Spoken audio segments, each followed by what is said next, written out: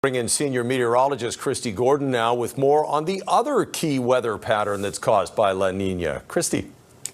Thanks, Chris. Yeah, so we typically understand La Nina, as you mentioned, as above average precipitation, below average temperatures in general for our area. One of the other key parts that La Nina can influence is a stormy pattern, so a very volatile pattern. And this could be in the form of windstorms, rainstorms, snowstorms, all the above. So I thought we would look back at the last time we had a weak La Nina, and that was in 2022. And these are just some of the storms we experienced during that time. So on January 6th, we had an incredible snow and ice storm, which caused thousands of power outages. Schools were shut down for 1 to 2 days, and there were actually a few communities on Vancouver Island that were without power for 5 days. And then that followed up by, on January 7th, the seawall disaster, where we had incredibly strong winds, strong storm surge, in addition to a king tide that basically decimated the seawall. And then there was a number of other storms, but I thought I would follow it up with on December 19th, as we were heading into the holiday season, we had an incredible dump of snow, which caused chaos at the airport.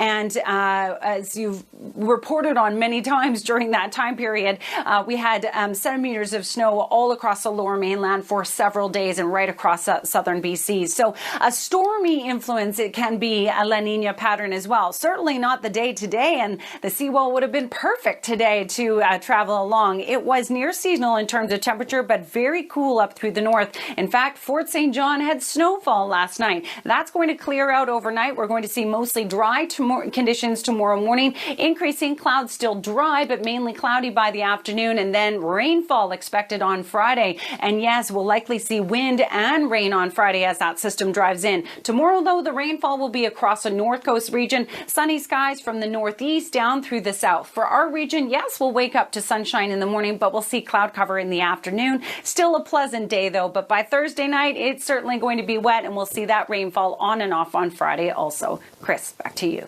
All right, Kristi, thank you very much. Senior meteorologist Kristi Gordon joins us now with more on this. Kristi, La Nina, even in its weakest form, it can be very, very stormy in our winters.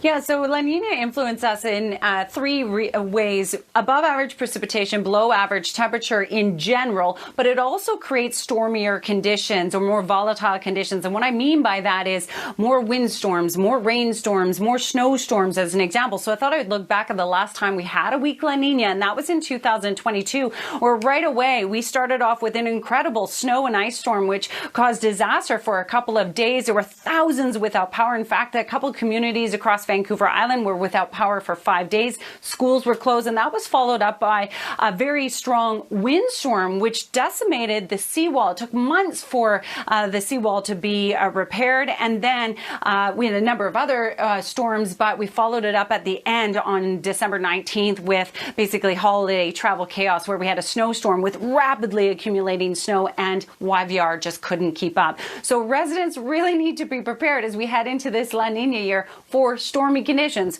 possibly power outages on occasion. Wild. All right, we'll see what's coming up for the weekend a little bit later when we check back in with you. Thanks, Kristi. All right, Kristi, earlier we were warned about what La Nina could do in winter, but we've got a great-looking fall weekend ahead of us. You're so good at looking for the weekend forecast, Chris. I'm sure you're like one of those that lives for the weekend. All right. Well, it's because you work so hard during the week. All right. So Chris alluded to a nice weekend, and he is absolutely right. So it was a nice day today, and we have more of it in our long-range forecast. We'll get into that. There's one day, though, you want to kind of avoid, so I'll show you that.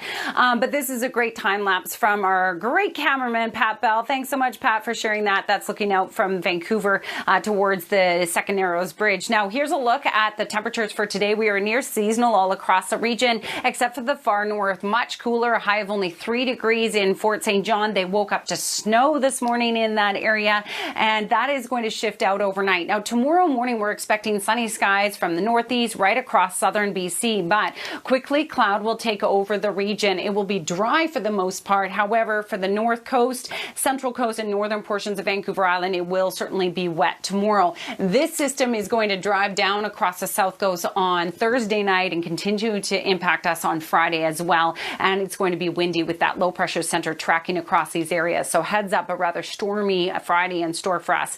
Most of the stormy weather will be across the north coast for tomorrow. Sunny skies from the northeast right down across the south, and warm too. Look at Asu's hitting 20 degrees tomorrow. And we'll see a range from about 15, 16 degrees near the water. We'll start off with sunshine. We are expecting overcast skies though by the afternoon tomorrow, but it should be dry throughout the day. It's Thursday night that we'll see that rainfall shift in, and we'll continue to see the rain on and off throughout the day on Friday. And we talked about windy conditions as well. But this is what Chris was talking about. Yes, it looks like we'll see highs of about 19 degrees with a mix of sun and cloud, and it looks like it'll be pretty nice into our Monday also. All right, tonight's Central Windows weather window is coming to you from Penticton, where Melissa Parker captured this beautiful shot of the what I call Simpson clouds in the Penticton area. And this was from today. Thanks so much, Melissa, for that one. Absolutely beautiful. Thank you very much, Kristi. Always been resolved in time. I think everyone understands that it's not really an option to not have things ready. So, you know, however many hours or days it takes, you know, we get it done. I don't know what it is. I always like watching time-lapse photography. I do too. Who doesn't love time-lapse photography? I love it. And like, thanks to that crew working overnight. They do a lot of overnight nocturnal work. Yeah. That's for sure. It's amazing. Well, we're all sleeping, as you said. All right. Thank you very much, Squire. There's Kristi with a look ahead again to the forecast before we sign off. Well, not a bad day tomorrow, Chris. We'll start off with a bit of sunshine, but the key is that although we'll see cloud cover in the afternoon, it will be dry. Thursday night, though, that's when we're expecting rain, and the rain will be on and off on Friday also. So let's just look forward to the weekend. Let's hope that the pattern continues to show that warmth as we get a little closer. All right. Good luck to the Whitecaps tonight, and then good luck to the crew flipping it over for the Lions game on Friday, too. I appreciate that. Thanks very much.